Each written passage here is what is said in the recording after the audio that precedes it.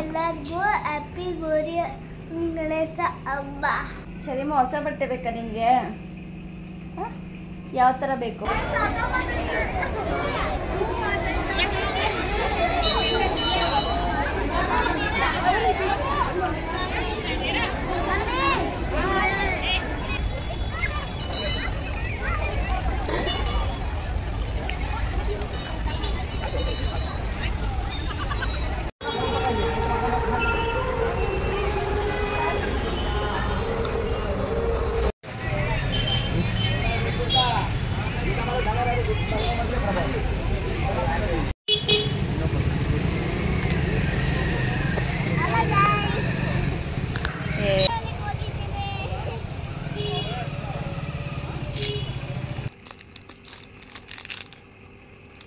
Hi hello ನಮಸ್ಕಾರ ಎಲ್ರಿಗೂ. ನಾನು ನಿಮ್ಮ ಪ್ರೀತಿಯ ಭವ್ಯ. ಎಲ್ಲರೂ ಹೇಗಿದ್ದೀರಾ?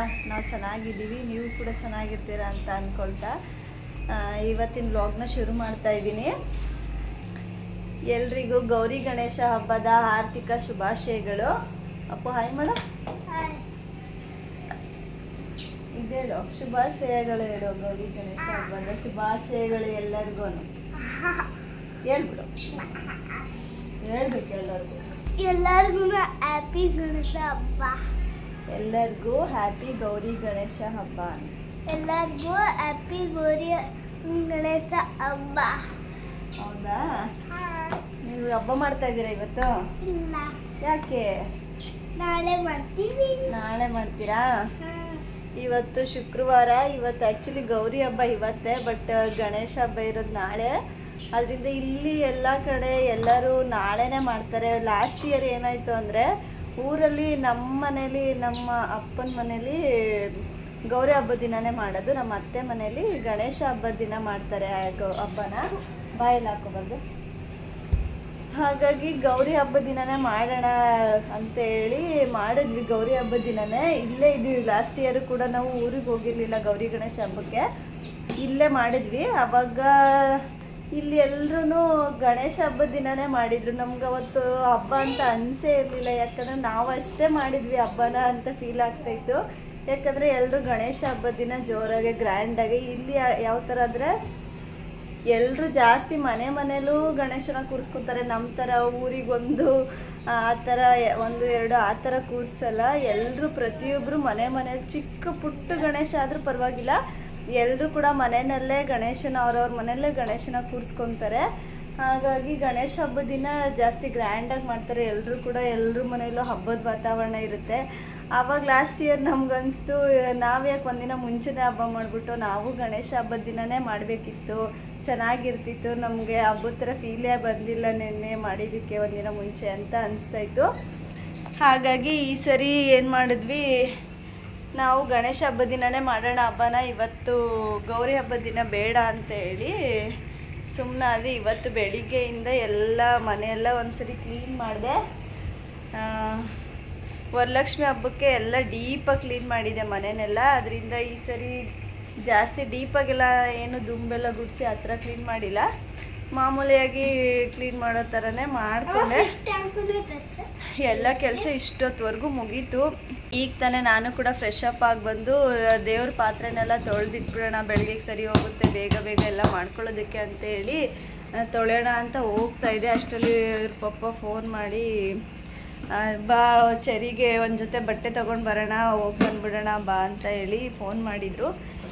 ಲಾಸ್ಟ್ ಟೈಮ್ ಒಂದ್ಸರಿ ತೊಗೊಂಡು ಬಂದಿರೋದು ಚರಿದು ಒಂದು ಜೊತೆ ಬಟ್ಟೆ ಹಾಗೇ ಇದೆ, ಯೂಸ್ ಮಾಡೇ ಇಲ್ಲ. ಬೇಡ ಬಿಡು ಅದನ್ನೇ ಹಾಕೋಣ, ಏನಾಗಲ್ಲ, ಇನ್ನು ಯೂಸೇ ಮಾಡಿಲ್ಲ ಒಂದ್ಸರಿನೂ, ಅದನ್ನೇ ಹಾಕೋಣ ಬಿಡು ಅಂದರು. ಕೇಳ್ತಾ ಇಲ್ಲ ಇವ್ರ ಪಪ್ಪ. ಗೌರಿ ಹಬ್ಬಕ್ಕೆ ಮಗಳಿಗೆ ಬಟ್ಟೆ ಕೊಡಿಸ್ಲೇಬೇಕಂತೆ. ಹಾಗಾಗಿ ನೋಡಿ, ನಮ್ಮದು ಲಾಸ್ಟ್ ಟೈಮ್ ಶಾಪಿಂಗ್ ಅಂತಾರಲ್ಲ ಆ ರೀತಿಯಾಗಿ ನಾಳೆನೇ ಹಬ್ಬ ಇರೋದು. ಇವತ್ತು ಹೋಗಿ ಬಟ್ಟೆ ಎಲ್ಲ ಶಾಪಿಂಗ್ ಮಾಡೋದು ಐತೆ. ರೆಡಿಯಾಗಿ ಕೂತಿದ್ದೀವಿ, ಫೋನ್ ಬಂದರೆ ಹೋಗ್ಬೇಕು ಕೆಳಗಡೆ. ರೆಡಿಯಾಗಿರಿ ಬರ್ತಾಯಿದ್ದೀನಿ ಅಂತೇಳಿ ಫೋನ್ ಮಾಡಿದರು. ಇವಾಗ ಹೋಗ್ತಾ ಇದ್ದೀವಿ.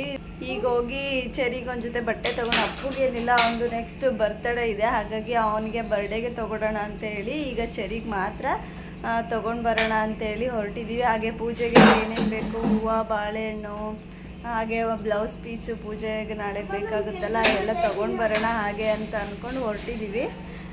ಬನ್ನಿ ಯಾವ ರೀತಿಯಾಗಿರುತ್ತೆ ಹೊರಗಡೆ. ಇವತ್ತು ಹಬ್ಬದ ದಿನ ಯಾವ ರೀತಿ ಬ್ಯುಸಿ ಇರುತ್ತೆ ಹೊರಗಡೆ ಅಂತ ಎಲ್ಲ ತೋರಿಸ್ತೀನಿ ನಿಮಗೂ ಕೂಡ. ಮತ್ತು ಈ ವ್ಲಾಗ್ ಇಷ್ಟ ಆದರೆ ನಿಮಗೆ ಪ್ಲೀಸ್ ಲೈಕ್ ಮಾಡಿ, ಶೇರ್ ಮಾಡಿ ಮತ್ತು ಕಮೆಂಟ್ ಮಾಡೋದನ್ನು ಮರಿಬೇಡಿ. ಸರಿಮಾ?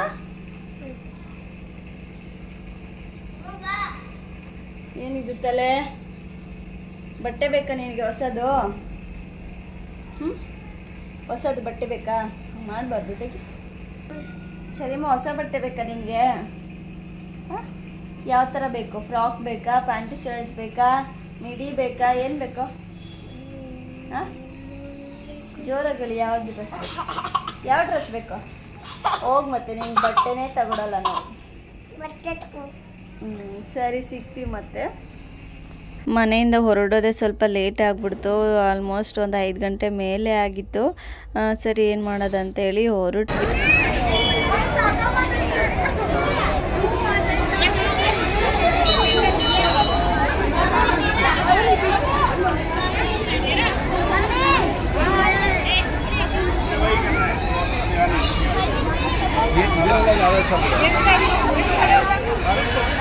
सही लग रहा है हमको।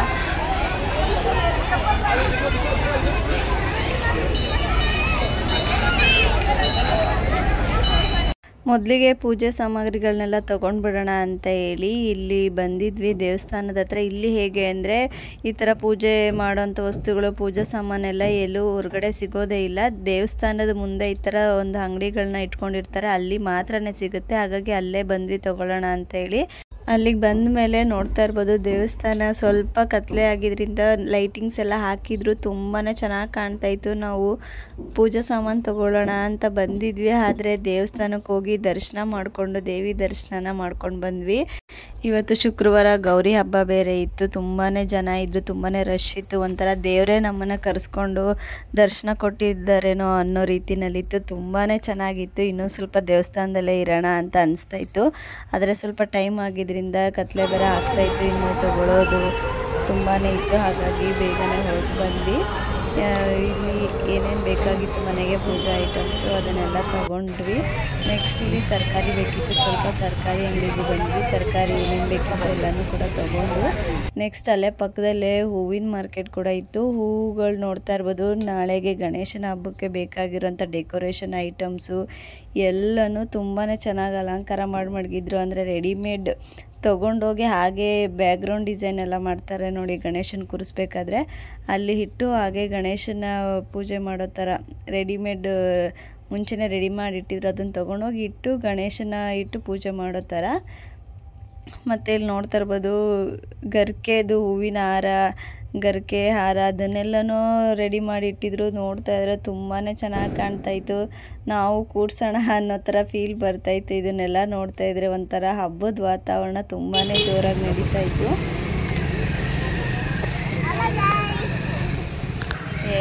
ತರ್ಲೆ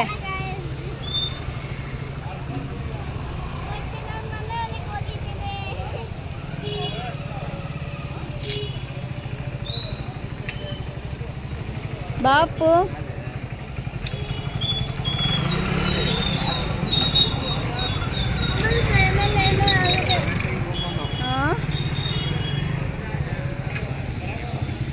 ಇನ್ನು ಪೂಜಾ ಸಾಮಾನು, ಹೂವು, ತರಕಾರಿ, ಹಣ್ಣು ಎಲ್ಲ ತೊಗೊಂಡಿದ್ದಾದಮೇಲೆ ಚೆರಿಗೆ ಬಟ್ಟೆ ನೋಡೋಣ ಅಂತೇಳಿ ಇಲ್ಲೇ ಬಂದಿದ್ವಿ. ಇಲ್ಲಿ ನೋಡ್ತಾ ಇರ್ಬೋದು ಎಷ್ಟು ಚೆನ್ನಾಗಿ ಡೆಕೋರೇಷನ್ ಐಟಮ್ಸ್ ಎಲ್ಲ ಇಟ್ಟಿದ್ರು ಅಂತೇಳಿ. ಅಪ್ಪುಗದಂತೂ ನೋಡಿ ತುಂಬಾ ಖುಷಿ ಆಯಿತು.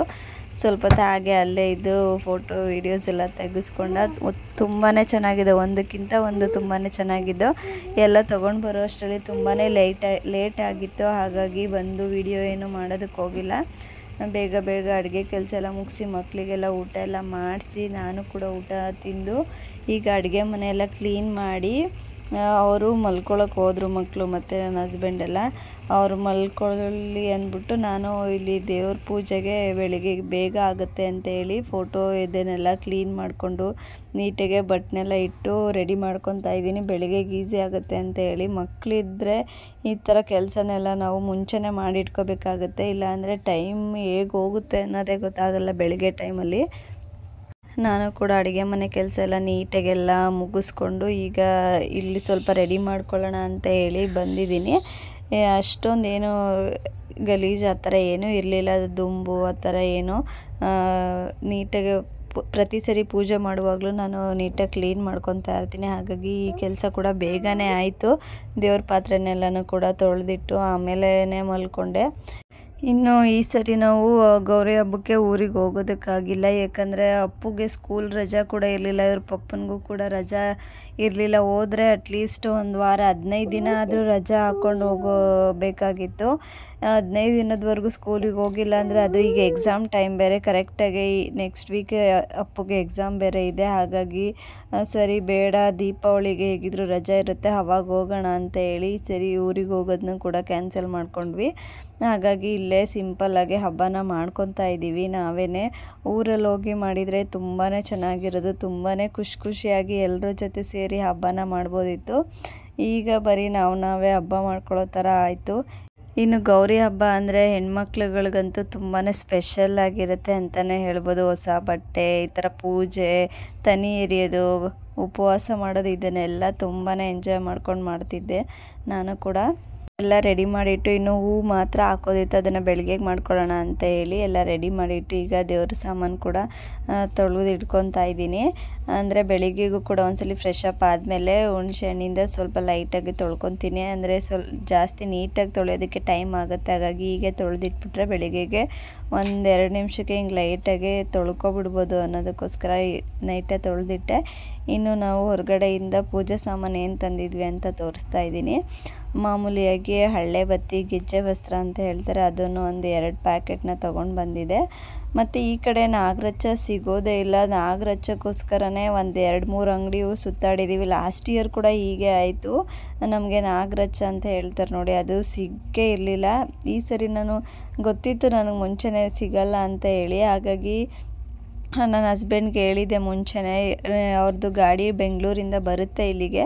ಹಾಗಾಗಿ ಅವ್ರಿಗೆ ಹೇಳಿ ಒಂದು ನಾಗರಚ್ಚನ ತರಿಸ್ಕೊಡಿ ಅಂತ ಮುಂಚೆನೇ ಹೇಳಿದ್ದೆ, ಒಂದು 15 ದಿನ ಮುಂಚೆನೇ. ಅವರು ಕೂಡ ಡ್ರೈವರ್ಗೆ ಹೇಳಿದ್ರಂತೆ ಅವರು, ಆದರೆ ಡ್ರೈವರು ಮರೆತ್ಕೊಂಡು ಬಂದುಬಿಟ್ಟಿದ್ರು. ಏನು ಮಾಡೋಕ್ಕಾಗುತ್ತೆ ಹೇಳಿ, ಈ ಥರ ಆಗುತ್ತೆ. ದೂರ ಇರೋರಿಗೆ ಈ ಥರ ಪ್ರಾಬ್ಲಮ್ಗಳು ಒಂದೊಂದು ಇದ್ದೇ ಇರುತ್ತೆ.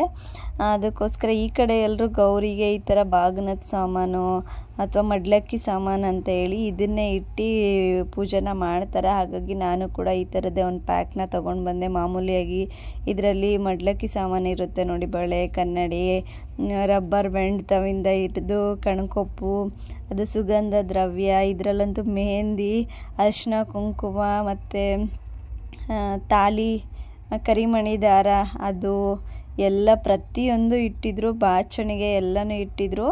ಹಾಗಾಗಿ ಇದನ್ನೇ ತೊಗೊಂಡು ಬಂದು ಇದನ್ನೇ ಇಟ್ಟು ಪೂಜೆ ಮಾಡೋಣ ಅಂತ ಹೇಳಿ ತೊಗೊಂಡು ಬಂದೆ. ಏನು ಮಾಡೋಕ್ಕಾಗುತ್ತೆ ಹೇಳಿ.